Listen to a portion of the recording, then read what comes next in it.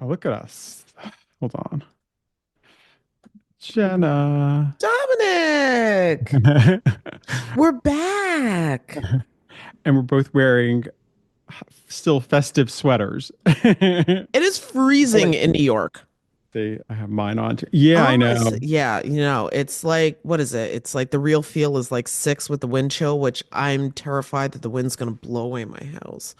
I know I it's been a while. I know it's been seriously a long time.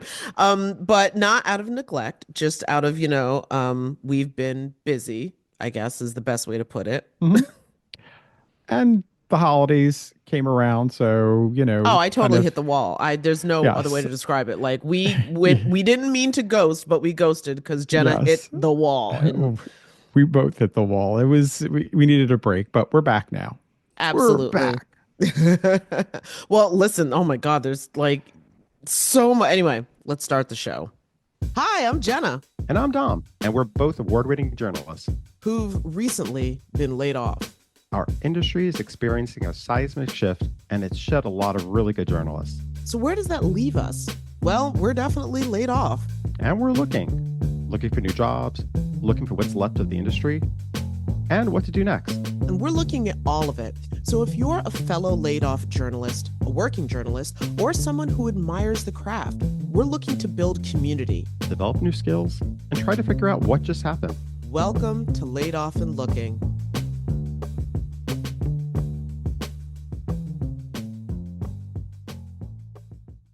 Okay, so I mean, we normally don't do breaking news, but considering the Mm, context of the conversation that we wanted to have about where news is going, we kind of had to do some breaking news or developing news. And yep. Yep. Today, January 10th, Supreme Court heard the case of the U.S. looking to ban TikTok. And, I've got to say, it did not sound good. It does not look good for TikTok at this point, yeah, which is a real bummer. I it think we both is. have, I mean, we both been really, you know, paying attention to the case, but you could hear through the questions and reading a lot of the analysis of where this sounds like it's headed. Even if um, soon to be president again, Trump decides he wants to, there are lots of, I guess he can't there are limits to what he can do to save TikTok or if he can do anything. Um, I know there was discussions about the Department of Justice being able to Well, the step in last and thing that I heard was that basically the parent company ByteDance has said, listen, we put servers in Texas and that didn't make you people happy. If you force a sale, we're just going to shut it down.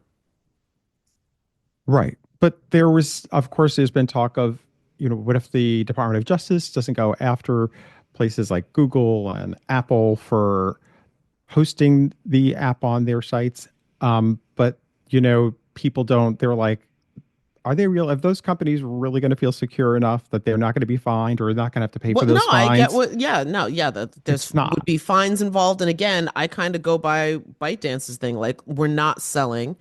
And if you're going to, then we'll just shut it down. If you're going to, make us illegal, then we're just going to shut it down. And so, I actually, as I've been, it's funny, I've been listening to the Supreme Court argue oral arguments on the app that they're talking about banning. So how meta is that? No pun Yes. intended. Yeah, I know. But even with that, there was one creator who I came across who was saying, for a lot of people, do you have a mental health contingency plan and a community backup plan? And that was the first time that it dawned on me that I was like, oh, that's right. Because, listen, part of the fun of scrolling on TikTok and like, I don't care, I don't care, I don't care. Ooh, there's all kinds of dopamine hits that app Hmm. has been pumping into everybody. And for some people, not necessarily me. And yes, we do have a TikTok page, even though, again, I hit the wall, so I haven't been posting, but I suppose it doesn't even matter anymore. Um, a lot of people have been able to create a sense of community with, like followers and mutuals and all that other stuff. So that's going to be that just suddenly going away, yeah, I could see where that would be a a problem, an emotional issue for some people. And does this country need another mental health crisis? I don't think so. Well, Mike, here's a question for you. Do you feel if they were able to sell it? Now, obviously, the company would not sell the algorithm. They could sell the actual company, but just not the algorithm. And there are I'm people who are pretty saying, sure ByteDance said 10 toes down, full stop, we ain't selling. I mean, I, I'll engage with the hypothetical. but I'm let's just saying, I'm pretty sure that's what ByteDance said. but let's say they do, because the whole thing is the algorithm is what would, let's say if they try to sell them the app without selling the algorithm, um, would that for you? I No, mean, because the secret in the sauce for TikTok is the exactly. algorithm. That's what it is. That's what like I mean, we have like a presence on let's see, we're on Instagram and we're on obviously we're on YouTube. Although again, should be posting more on YouTube Shorts. That should just be happening, That period. And then also TikTok. And I will say that the way TikTok's algorithm works, it almost finds your audience for you. It will show your content to the people who are actually interested in it, as opposed to just randomly or or I don't even know what goes on Instagram. It just, Yeah. bleh. I have you found your algorithm being a little weird over the past like couple of months? Like I've noticed there's been a difference in the content I've been getting. I felt like I don't know, it's been a little bit different, and I was surprised, and I saw some other people talking about this too, saying where they weren't getting the same kind of content that they had been getting, or at least at the same pace. And I do wonder if I didn't know if it was changing for other people too. It started getting me wonder, was there, some idea of them slowing down already because knowing where this was going? I mean, that could be. I honestly don't know. I know that for the stuff that I have been like, I mean, again, I'll still see new creators. Like very Yeah. recently, I was scrolling through my FYP, which is TikTok Speak Hmm. for You page, and came across this video that totally shook me. And it was basically about how the public views journalism, at least through one creator's lens. And of course, well, not of course, but that creator was a woman named, well, the handle is Park Rose Perma, I believe. But the creator's actual name is Angela Baker, and she's a basically like a sustainable gardener out of Portland, Oregon. And, yes, she's a gardener, but she also tends to have political content. And it was just really interesting because this is what the algorithm brought to me. And I was saying how disappointed I am that our media ecosystem is bought and paid for. They are corporations publicly traded that are beholden to the shareholders. Their goals are profit for the shareholders and the CEOs. It's not journalistic integrity. And realizing that our media is so compromised by capitalism is a frightening, scary, terrifying thing. And I think really like when she got to the end of her rant or like statement of concern, etc., what I think really stuck with me was the fact that so many people feel as though the press has broken trust with them.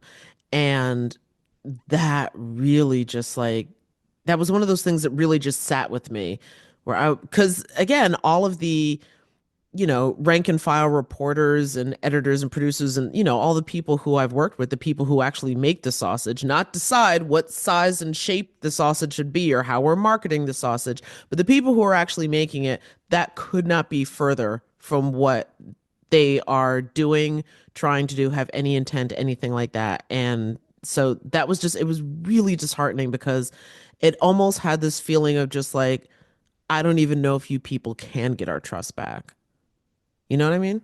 Yeah. I question if they can too. I mean, I think once, you kind of have, once you feel you've broken trust with your audience, people who, and you're talking about facts and where people have stood, it's like it's very difficult to gain that back.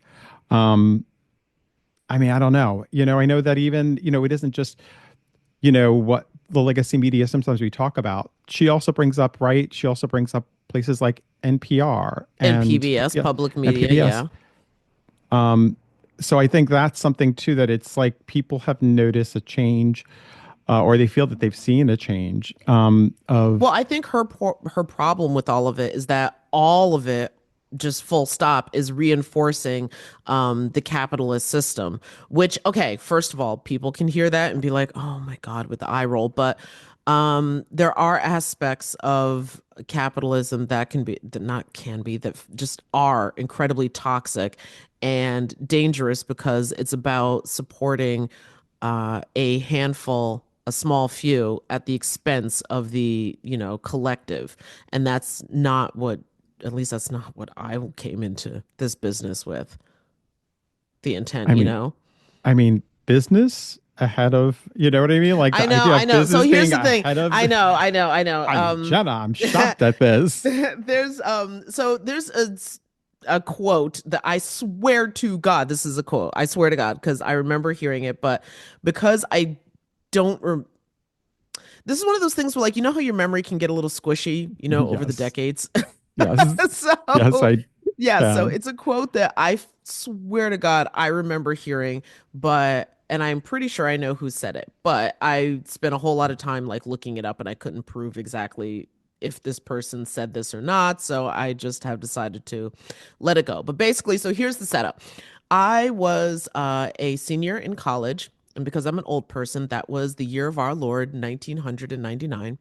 And so I'm sitting in my dorm room and, I was ready to graduate with a degree in journalism and all this other stuff, blah, blah, blah. And of course, was a news junkie. And so what was happening? CNN was on, and one of their big anchors had announced that they were going to be leaving the station, the organization. So was doing that. This person was doing their final sign off. And, like I was kind of doing homework and half listening, but this is really what caught my attention. What they said was, the business of this business is less about news and more about business. And that left me shook because I completely drank the Kool-Aid, bought into the, idealism of what Hmm. journalism is supposed to be. It's witness bearing, it's truth telling, it's storytelling. And to basically hear that from somebody who had, achieved what I at least thought at the time was, like one of the pinnacle few seats to be at an anchor seat at a, network like CNN, and to have them be like, look, this is just about dollars and cents, was like so disheartening. Yeah.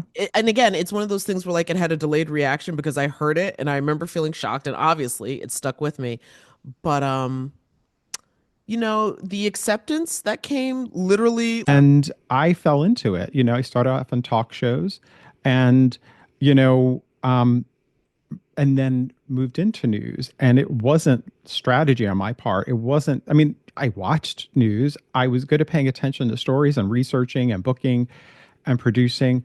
Those were all skills I learned along the way. But one thing I think at all the places that I worked at, it was always about business. So I kind of Mhm. walked into it with that perception of, this is a business. Like, you have to get your, what's your numbers? What are the stories that are rating for you? So I See, kind of that has always, didn't but really, but I feel like until you had a later degree on. in media though, because media and journalism, I mean, listen, journalism is told through the media, but it's not necessarily the same thing as just media.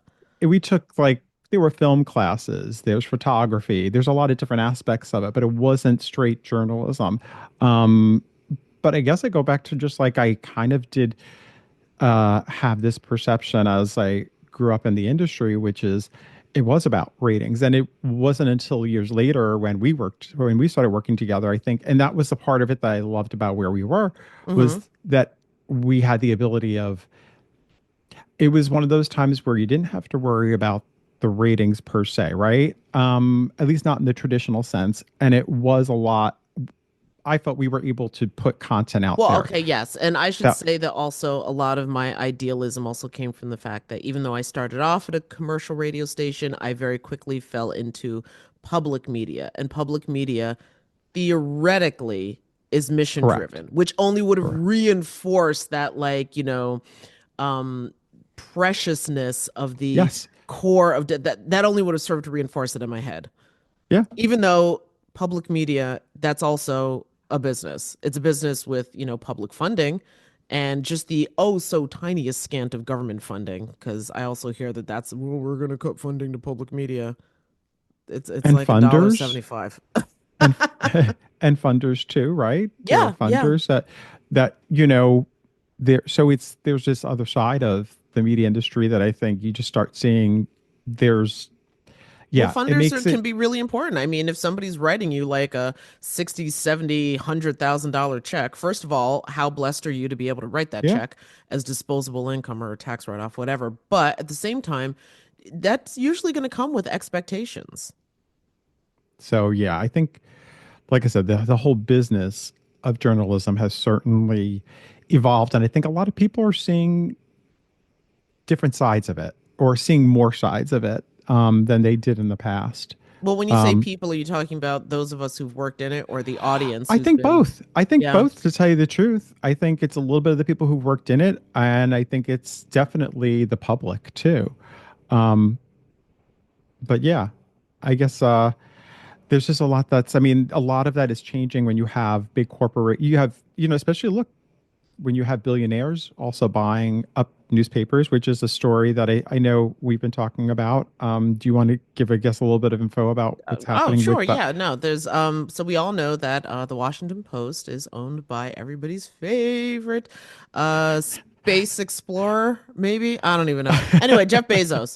So the point is that there was a story that came up very recently, and that was Pulitzer Prize winning cartoonist Anna Telnis, who created this cartoon. I feel like it's been all over the web, so I feel like everybody's seen it. But for the five people that haven't, it's a cartoon of a very corpulent, let's say, Donald Trump. He's kind of out of frame, but Hmm. you can tell it's Donald Trump. And standing at the bottom of the podium that this Trump statue is on are cartoons of major business owners, definitely Bezos and a couple of other like people basically holding these giant sacks of money is almost like an offering to a god. And then the only character that's because the whole thing's in black and white. The only character that's in color is a certain cartoon mouse, let's say, who is lying prostrate before Donald Trump. And so it speaks to like, and listen, we saw that as soon as the election took place, we started seeing a lot of prominent people in media. Hmm. Again, want to be very clear, in media, flying down to Mar-a-Lago to, let's say, have conversations. Some people might say it's to, open lines of communications, I think is the way that um oh God, Mika and Joe put it. Okay. And Yes. other Yes. people have said it's to kiss the ring. That's been the Right. criticism. Which I think is like a mob reference, right? Yeah, actually, it I think sounds it a bit. is. Anyway, or maybe it's a pope, whatever. Anyway, the point is that that's what seems to be what people were doing. So, the whole thing, like, really just sort of exploded where people got very, very upset. And this is coming on the heels of the Washington Post killing an editorial right before the election about that was supposed to be endorsing Kamala Harris. I mean, Correct. okay, I'm remembering it all That correctly. was how I it feel all like so started, much and has that's when happened. I know. Well, that's how it started, right? It started where they were going to endorse Kamala Harris, and then all of a sudden, they Bezos they they stopped. He stopped it, and they basically then that's where you had people who left the editorial page, and then they lost over, I think, Yes, over and then two hundred people fifty thousand yes, subscribers. people stop subscribing. And again, want to emphasize here, not subscribing to the Washington Post only hurts very good journalists. It is not hurting Jeff Bezos. That is not his moneymaker. That's kind of a passion project. News is not really something that generates income. Um, hence this whole podcast. Okay, so but anyway, so moving back to the cartoon. So the cartoon of everybody giving money to a statue of Donald Trump was killed. And again, the cartoonist, this Pulitzer Prize winning cartoonist, resigned. So we did get a statement, or not we personally, but a statement was made from the editorial page editor, Dave Shipley, and I believe he was speaking with NPR, and basically just said, not every editorial judgment is a reflection of a malign force, because again, people are upset. Yeah. And yeah, he was just like, my decision was guided by the fact that we had just published a column on the same topic as the cartoon and had already scheduled another column. Basically, he was saying that, like, listen, we had already been talking about this. We didn't need a You're saying it's cartoon. repetitive. Yeah, Yeah, it's repetitive. It's like we've done this. We did something already, and we have something else coming out. So he's like, it's not about that. it's Which just not a that's the good thing is that look. you don't know for sure. You never exactly, but neither was it a good look to, to kill the endorsement just weeks before the election. Even though you had this, you had this kind of vision of like, guess what? We're no longer going to be doing Yeah. endorsements of the president. It's like, it's about the timing. It all looks like you can't be Well, surprised that goes people are back suspect. actually to what the earlier content creator, the Perma Park Rose, was saying, was that one of the reasons why the public feels like journalism has broken trust, or the press has broken trust specifically with the public, is because they feel like they're being gaslit. And listen, neither one of us works at the Post. We don't know what's going on behind the scenes, etc. But I do understand where witnessing these two events in rather short succession, um, and then having people be like, no, no, no, no, it's not what you think. No, this is totally something else. Are you Well, playing and on it, my face? Because it feels like you're yeah. playing on my face right now. Well, and also I had seen something on TikTok. Michelle Borstein, who is a Mm. Washington Post reporter who covers religion and spirituality, like she did a TikTok and she gave her thoughts about this story, what's happening here. I mean, I can just say in 22 years there, I've never seen the upper management and publisher or owners ever meddle with copy from the newsroom. That doesn't mean I don't think it's impossible that could happen, but I'm trying really hard to focus on what we know about what's going on and the details of it and follow the reporting instead of sort of just going to 11 right away. That doesn't mean I don't think it's very concerning and we're following it, but I think we need to keep watching what happens and seeing how the news is reported and how these conflicts are handled and transparency and that kind of thing. So, yeah, I mean, here you have somebody who's been at the paper for like 22 years. Even she's saying, she hadn't seen anything like this. And I think, I get it. They're kind of like, they work there and they're trying to see what you want to just see what's happening here. You don't really, you know what I mean? Like before you come out, and I think people want to see more proof of, you know, they don't want to just jump ahead and sort of say they want to see what's going on before they sort of, make some kind of definitive statement about Well, this. yeah. I mean, at one point, she had a banner on her video that was literally saying, please stay with us and follow the reporting, and let's be in dialogue about this. Like, don't just jump ship. Because again, if you cancel your subscription, you're only hurting some of the best journalists in this country. And, I was listening to the Pivot podcast, Hmm. and Kara Swisher, it was mentioned that she was looking to get together with a number of different investors and looking to buy the Washington Post. I don't know Hold if on, that wait a would second. Kara Swisher's got money like that? not just her money, but she would be looking for investors. Kara Swisher's got bank.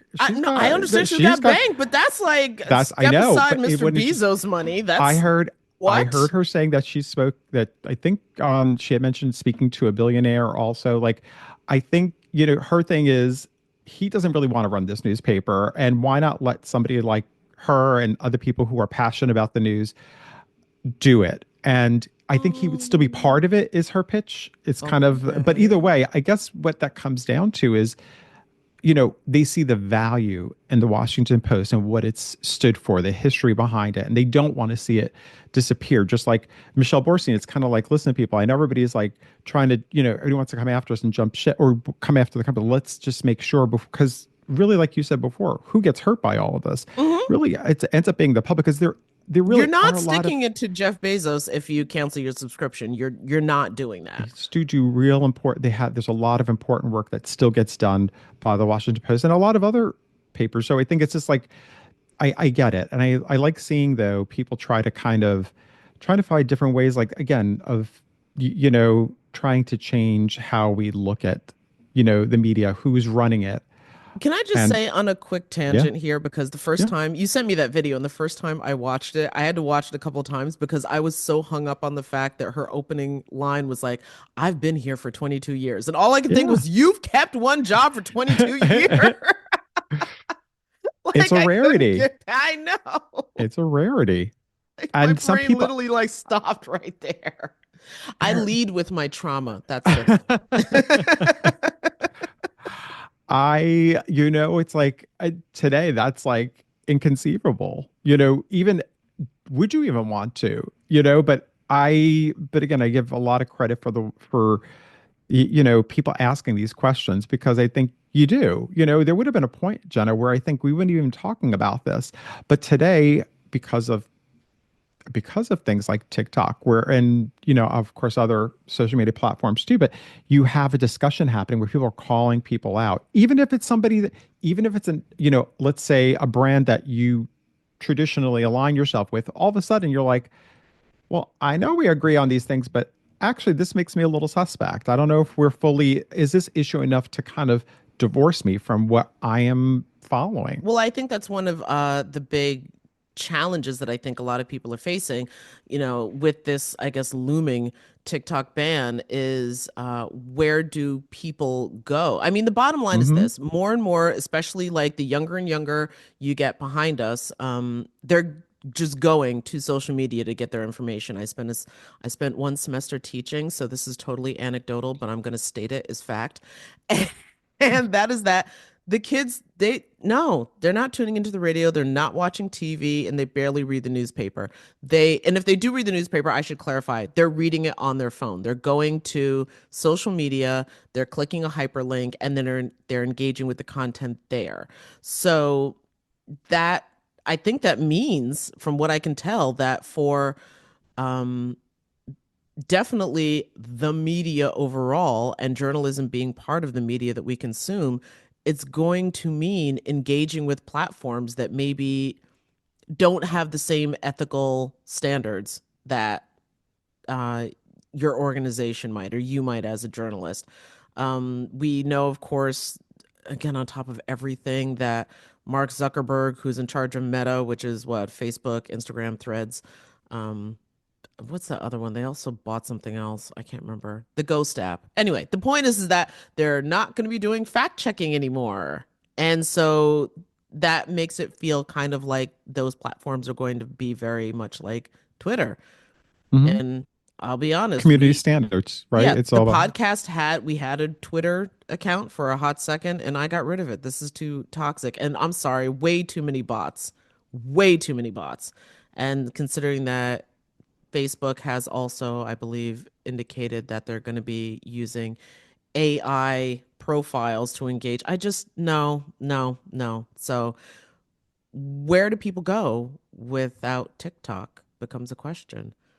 And And how do also, also people get breaking news? Because if yeah, you're not watching TV, a lot of people are getting breaking news on their phone. like for me, I know I've been paying attention a lot to the Los Angeles wildfires that have been going on this Oh week. And I God, have a yeah. friend who lives out there. And honestly, like to all the people out there, of course, you know, our prayers and thoughts with everybody out there because it's horrible. It's devastating watching the destruction. Um, but those first couple of nights, Jenna, when I was on TikTok and I was looking at content creators who were still in Los Angeles who were filming the fires. They were out there. Now, to me, it's like that was a way of connecting to that area and seeing things that I wasn't able to see. I mean, you know what I mean? Like I wasn't able to No, see that that made I information. totally get that. And there were a few instances where, like, if I did flip on the TV, I would see legacy media, but like cable news or even my local news station when they were doing stories, they were pulling stuff from TikTok as well. So it like I don't know if that's the tail wagging the dog or what, but the prevalence or the influence, whatever, of that particular app when it comes to how we are communicating with each other and engaging, especially since the pandemic. Um, it- yeah, it seems like an unnecessary damage to do to delete it, and especially since nobody's been crystal clear about whatever the security risks are. I heard some stuff during the oral arguments, but that sounds kind of a stretch.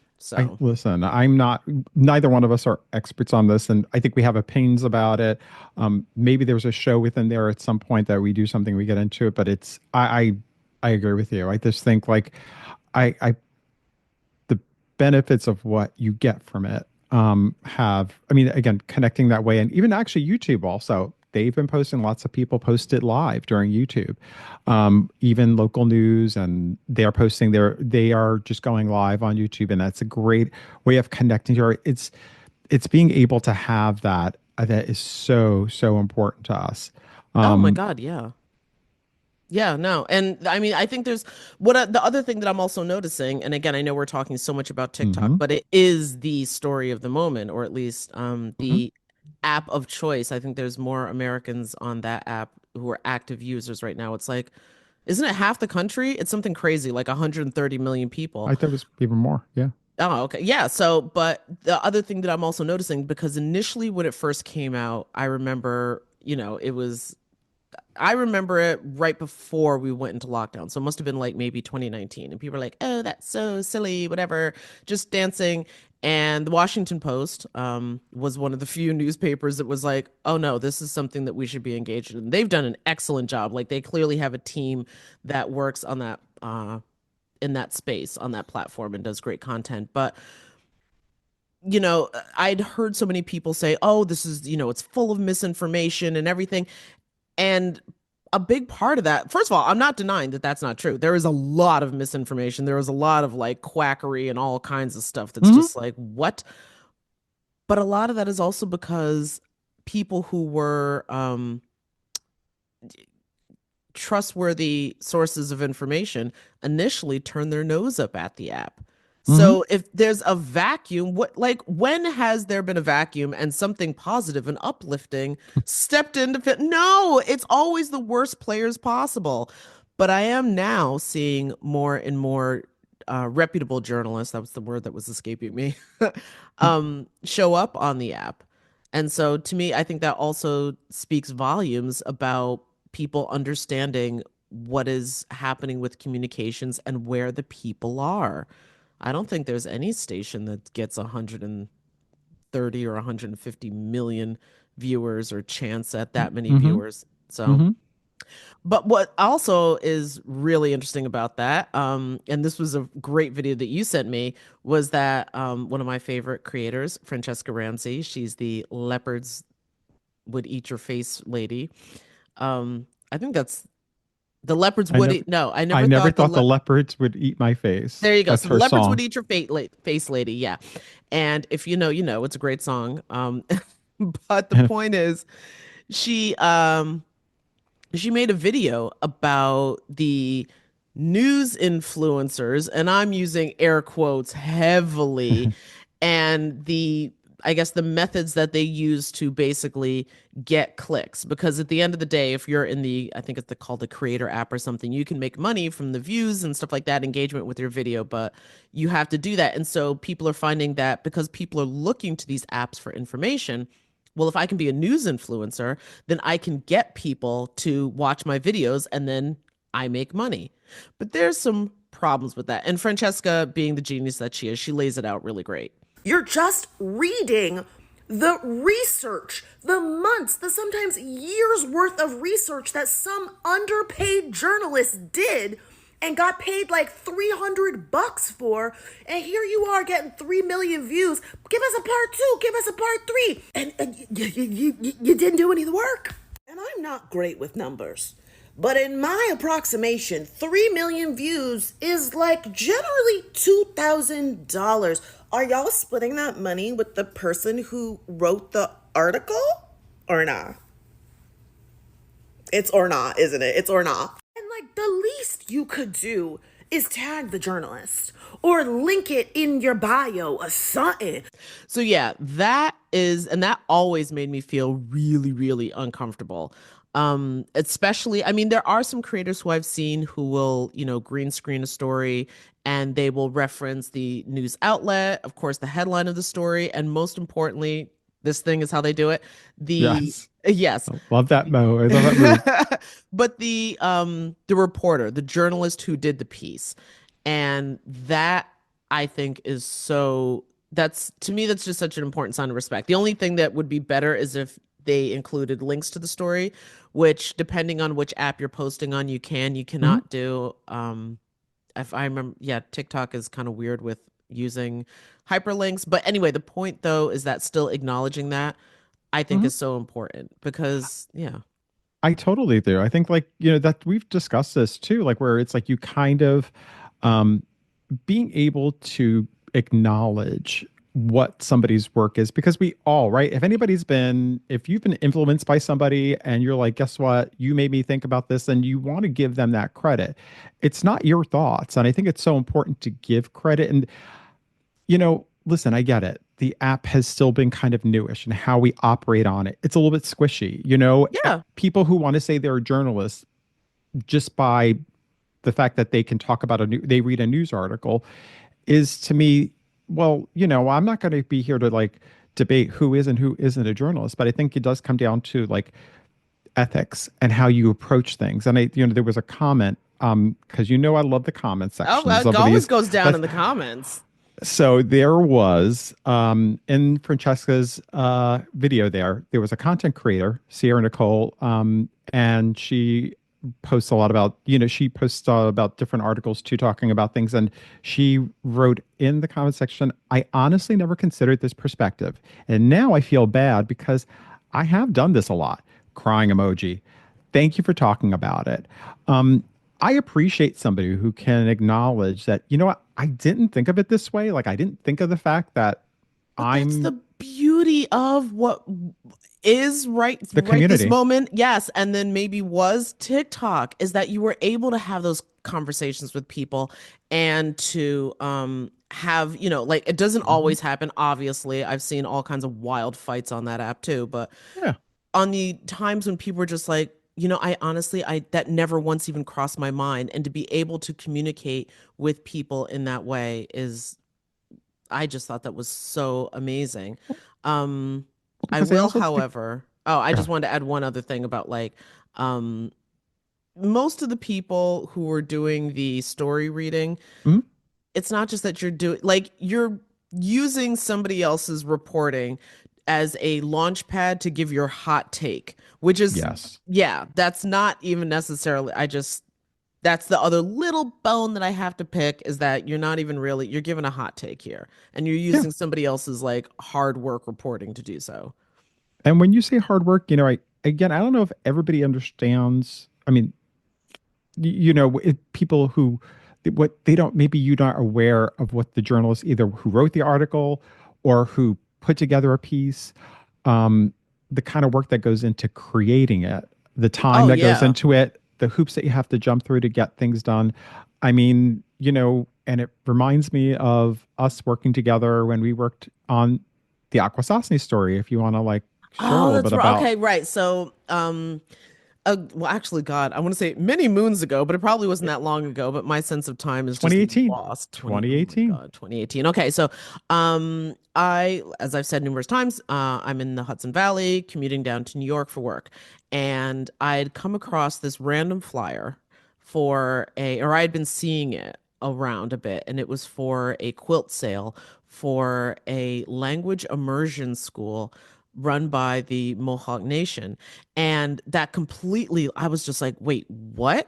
Because in my limited understanding, full acknowledged limited understanding, I was always under the impression that the indigenous languages of the First Nations peoples, especially of the Northeast, were just dead because so many of the people were dead. And then let's not forget those, horrific schools where, we yanked people's kids out of Mhm. their homes and communities and made them go to boarding schools and in some cases literally just beat the culture and language out of them. So I just assumed that they were all dead. So I was like, wait a second, that there's a language immersion school. That's fascinating. And I totally wanted to do more. And I remember I, came into work and I was like, Dom, this would be great. Can we find a way to do this story for what For was sure. it? Native American History Month, I think. Yes. Yeah, okay, that's Yes. what, yeah, because it wasn't Indigenous Peoples Day that I think we No. blew that No. deadline. No. Yes, we did. But anyway, so yeah, no, we I brought it to you and then, we of course had to put together a formal pitch, which Hmm. is usually the first thing that you have to take to your editor. Very Hmm. rarely is an editor just like, "Oh, you got a vague idea? Yeah, Sure, sure. spend week." Sure. Yeah, just a vague sure. Go and, have at it. and So, we were a yeah. small company, and we were a small unit. We Yeah. really were like, us disappearing or going to work on this project was like you're taking away from the team at hand also over Well, there. that was So it the was, other thing is that we didn't really go to work on this project. We did this project in addition to and that our too. regular beat job. I, and it was a lot of, and the amount of time we spent, it's booking, it's making the calls, it's research, first researching it, It's a lot of figuring out, research. and talking to the people who do we have a story here, and like you said, putting it all together, and then Do we pitching. have You're all the right, pitching players it. involved? Do we have Yeah, like I know we have the school, but like do we have, um competing voices? What is the point of tension going on here? Like why is this something like this even needed even though it seems, you might say well it seems obvious, but you still need to be able to lay that out very clearly. planning out what you're gonna shoot when you're over there, what you need to get, because you just can't. It's not like you Oh, just figure that out when you go out there. And we had a great, editor, producer extraordinaire, Steve Thompson, who worked with us, like and camera person who also did it. Like it was a lot that went into it. And then coming back, it's like putting it together, editing the story writing the whole down. story, editing the story down, like It's a yeah. And lot. it was what was it? We must have had like we had several hours worth of tape for a six Yes. minute piece. Yeah. So yeah, all of that has to yeah. And anyway, so the idea that like if something like that had gone through and somebody was just like, "Hey," and like basically presenting it as something they had discovered without acknowledging me I say me because obviously my face was on the story, but Hmm. cutting out all of the Yeah. scenes with my narration and just like get Yes. furious. And that's different to me Yeah. than being scooped in the business because that Yes. happens. That's, Yes. um, but also as, Francesca pointed out, you're making money off of my story. It's what you said there. It's like when you start cutting people out of the story that they worked so hard on, or they put so much work into, and you just kind of just make it about what your take is or about what you're doing. That's where it gets kind of, like you said before, squishy, and makes you feel a certain way, especially as a journalist, where you're like, I put Oh all no, this, I wouldn't and have felt a certain way. That would have been pissed. Straight up. I would have been that not a type of way where like I can't really identify. No, I'm pissed. But that wasn't Francesca isn't the only person who's pointed that out Mhm. because there's this other creator who you came across, which I thought was really cool. Mr. Global or Matt Randolph, who's Mhm. apparently an oil and gas expert in Oklahoma, but uses his platform to debunk misinformation about the oil and gas industry. And one of the things I liked about him when I started looking through his stuff was that he was very upfront. I'm not a journalist. And I really appreciate that. Like, I really, really do. That he was just like, I'm going to give you the facts as I know them, but I'm not a journalist. And so, yeah, but anyway, he was talking about news readers, I guess, for lack of a better Mhm. description. So one thing I see a lot of here lately is, a lot of independent news journalists on social media, right? And what's been real interesting lately is I hear a lot of them talking about, the downfall of more mainstream news, or, they talk about the downfall of MSNBC or CBS, whoever they're talking about, nobody's watching them anymore, whatever. The crazy part is about 95% of these people, when they're giving you the news on this app, they're literally just reading it off of a laptop from the mainstream media. They're reading a story that you could literally read yourself. That's not journalism. You're not a journalist if that's what you're doing. You're a newsreader. And what I loved most about his take on the whole thing was that it's a form of plagiarism, which explains Hmm. why I would have been pissed. Justifiably so. Yeah, it's, and again, being a newsreader, when you see journalists, you have writers who, like, if you're looking at people who do like local news, and they're saying that there are writers who write sometimes, of course, in, breaking news, you've been in this situation plenty of times, Jenna. Like, ideally, you have somebody writing your script for you when you're reading that. But when you start reading from somebody else's article or somebody else's script, and you don't give credit or acknowledge or source it, that creates a problem. And it is plagiarism. I mean, whenever, I think that's something we decided very early on with what our podcast, what we like to do with our Hmm. content is, we always try to read, the name of the article. We always try to source it. Even when we're using stuff from TikTok, we like to source the creators who gave us who Oh yeah, and we came include up. in all of these videos we're going to include the hyperlink. Well, for however long that Yes, I lasts, I know. just It's not going to disappear realized right away. It's not disappearing right away. They said it's going to take a couple months, just so you know. But we're I going to put know, in however some dead long. links that you can click on and get frustrated. But I can't. But we do in our description notes, we put that information in there because Yeah. even if there's an idea that something that comes up, that we will always source the material, because I also feel like it's important to want to source, hey, we didn't just come up with this. This is being discussed. Or, hey, guess what? This information is accurate. When you include articles for paper, for local newspapers or big, whatever. But yeah, but it comes to this issue, I think, of, like you were saying before, about plagiarism. It comes to ethics, because I think people just like, part of, I know what Mr. Global, aka Matt Randolph, was saying, was also just about how people like to, like, dump all over mainstream media, and which we've done sometimes too, for Well, good no, there's reason. been some, Sometimes, well-deserved dumping. yeah, but he is also saying that a lot of the people who are doing this are, if they didn't have this content out there, how are you coming up with it? Like, where did you get the idea from?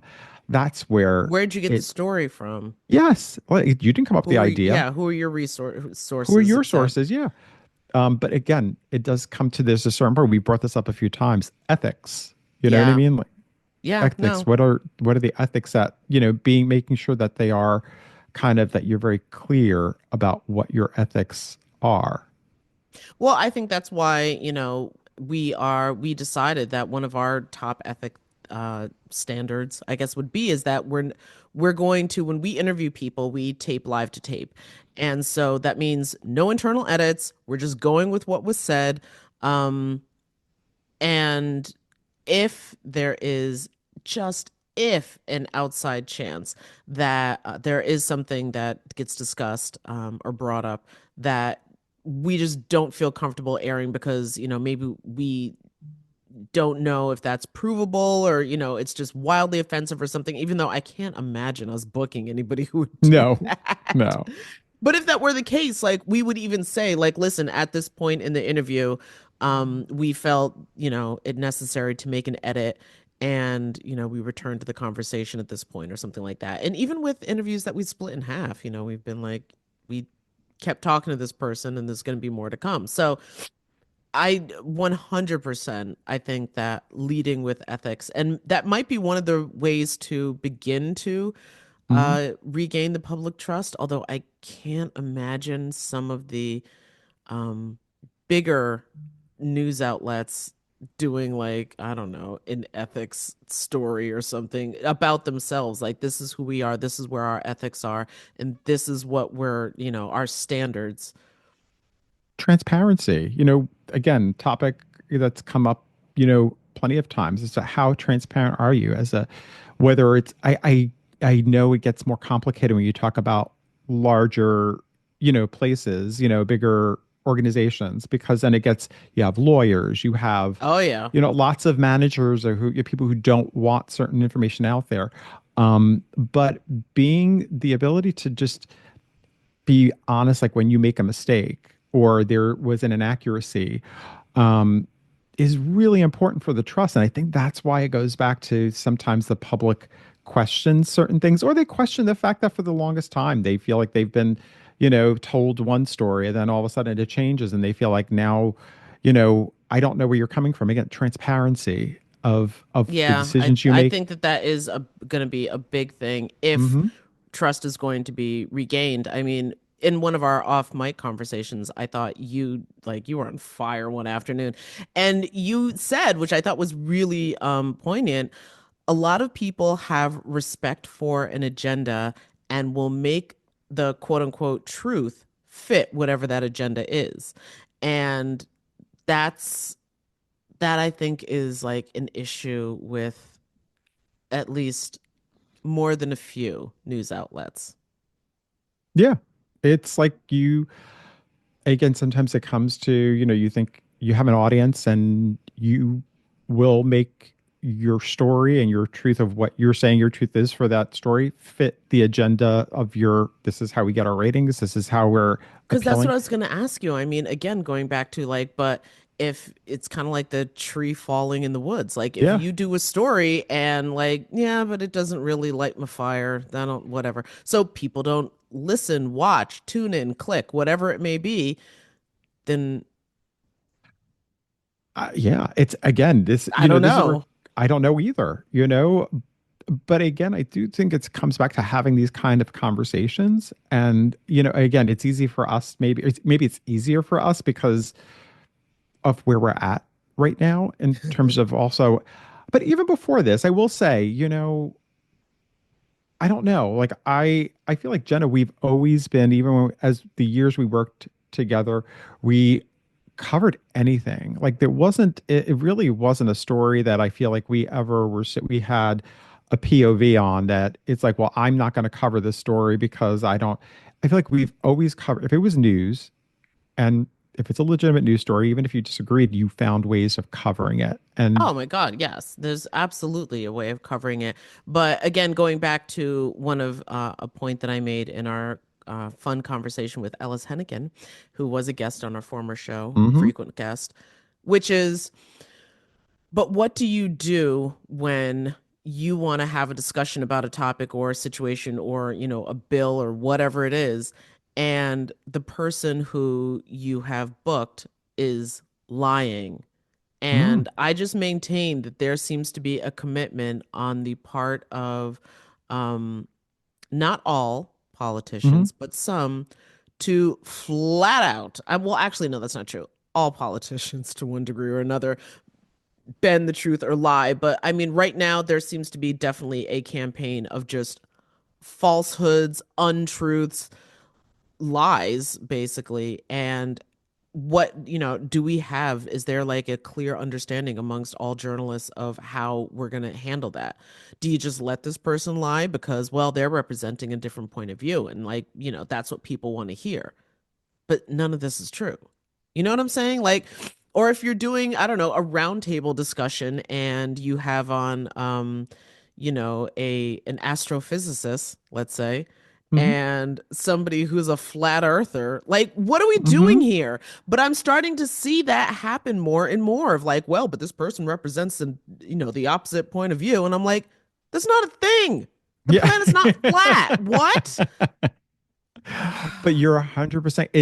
It's like the willingness to entertain certain things that Yes, are yes. not When we true. get too far to entertainment. Yes. And that is a problem when something is just out and out ridiculous and a falsehood, and you decide, we're just going to go out there and say, again, facts to me are facts. It's not that complicated. So the fact that now we're telling people that, well, my perspective of the facts, what do you mean your perspective of the facts? Like Yeah. when did that, what is the, like, I don't know. That's where it gets really frustrating. And that's why people then start saying things like, I don't trust you. And, you're still getting information, but do you believe it? And that concerns me because, there's a lot of people who start diving into conspiracy theories because of the Yep. fact that they don't trust the media. They feel like you're not there to really for the purpose of giving them the truthful information, that you're there solely to get ratings or solely to get clicks or engagement, and you're not there to really like, some outlets that sometimes will just post wild, headlines just to get people annoyed because that's what gets people's attention. And it Emotional doesn't, reactions do garner, yeah. engagement, but is that healthy? But then, like, I can't remember who it was who we had on who brought up the point of just like, our news diet can't just be dessert. Like, you have to eat your vegetables too. But can you, like, I mean, is there going to be somebody who goes around forcing everybody to like, Right. listen, I know you aren't that interested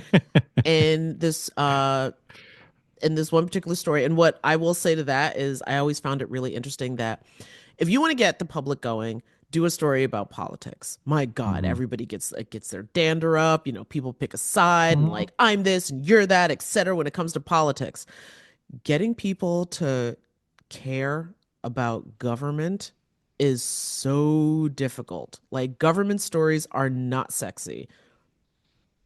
Yeah. And it's weird because I mean the two go hand in hand, but it's it's always been one Uh, of those strange things, but one is more of the showmanship and the other is the mechanics, and the mechanics are what's going to there affect you your go. life, Yep. but that's doesn't seem to be where the attention always goes. I just love the fact that you said the term sexy because it's just like when we talked about stories, that would be sometimes like when you're in a newsroom and it's like you talk about like that story's not sexy. We need something that's going to Oh, there's all grip, kinds of weird right? stuff that we say in the newsroom, like, well, but does it have legs? Yeah, exactly. Does the story have gams? Because if it doesn't, I don't know if there's really any place. And really that's, a way of describing like Yeah. does this is it not just I don't know like a blob or something, but is this a story that can take us somewhere? Will it develop? Is it part of a larger narrative? A lot of times as a company or as a, let's say as some kind of media entity, you also want to own certain stories. Oh You want God, certain yeah. stories to be your own. Again, everybody has a particular focus, and that's where you try to find like it could be the same story, but what's your perspective on it? We're looking at it from angle A, we're looking at it from angle C, and Well, that's why I everybody's think trying to. it's so important to read, so like to have That's it, multiple Jenna. different, yeah, news outlets that you're going to for information, and maybe not even all with the same political slant. Because one story, as we know, I mean, my mom's an English teacher. Shocker. But no, but there was at one point I remember when she was teaching in college, and she was teaching this storybook, believe it or not, of the Three Little Pigs. Mhm. And because everybody knows that fairy tale, but it's told from the point of view of the wolf. Mhm. And it completely changes the narrative. Well, Wicked, hello, Wicked. Oh, The there you film go. Wicked and the Broadway play Wicked is from the perspective of what if the Wicked Witch wasn't exactly as wicked as you think she was. Like, you get this whole backstory about her and Galinda. It's same thing. It's like sometimes it's you No, have the I'm look on just your saying. I mean, face. that's, like winning the PR war, which is something else we definitely want to talk about moving forward. Yes. But winning the PR war can also determine how a story gets told and Yeah. how legacies get remembered. Yep.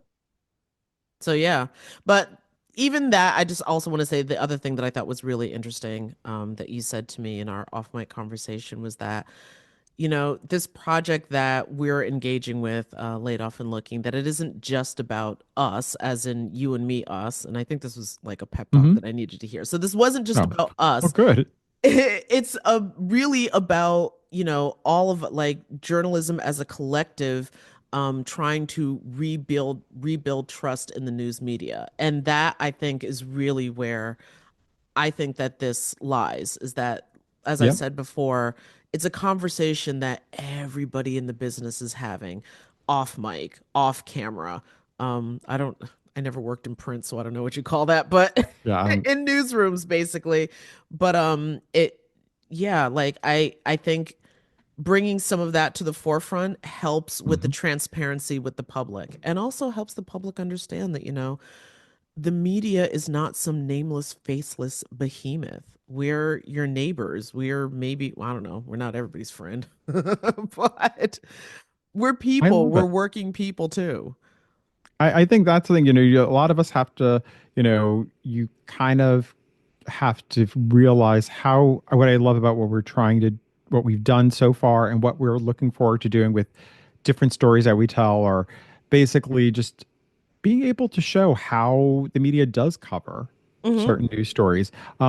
Why do they cover this way? Why did they take this angle? Why do, and sort of giving people a little bit more information about that, because I think that's the thing. People just want to know how the sausage is made, which is such a, you know what I mean? Like it really is. It's like people want to know, how did this story come to be? How Exactly. did you How make many it? preservatives are you putting in my sausage? And, like Yes, I yes. understand that. Yes. And so therefore, I think that's what we can do by talking about, our industry in a critical way, but also the stories that we're not experts on. I've never purported to be an expert on anything, but I think like having a career in having worked in it for so many years, we all have different life experiences and we bring something different to the table. And I love when we talk about certain stories. There are so many times where I'm like, oh, I didn't think of it that way, Jenna. That was really interesting. I hope that I do that. But I mean, that's the thing is like you want to be able to share this and hopefully sharing it with our listeners, and the people who are watching us. Hopefully that's something that we can shine a light on that for them People too, and can maybe find teach us some value stuff. in and we can grow with. Yeah. And on that note, I guess before we leave, I do just want to say that we have put in a lot of work behind the scenes despite our crash at the end of 24. But the best way I can, I think, describe what I at least foresee on the horizon is that we have taken the time, we've done the measurements, we've gathered all of our ingredients, we put them in a bowl, mixed them up, we put the cookies on the sheet, we bake the cookies. They're just cooling on the rack before we can take a bite. I think that's the best way to describe it. Like we're literally. Ugh. So yeah, thank you everybody for bearing with us and for continuing to listen. And please like, share, comment, whatever, because we would love to hear from you. But yeah, we're back, baby. We're 2025. I'm back. sure it's gonna be a slow year. On that note, bye, Jenna. Bye, Tom. Laid Off and Looking is an independent podcast conceived of and created by Jenna Flanagan and Dominic Kemia. Music provided by Jay Cowett, research by Lori Ruthenbucker. Reach out to us anytime at laidofandlookingpod@gmail.com. New episodes drop every Friday at noon.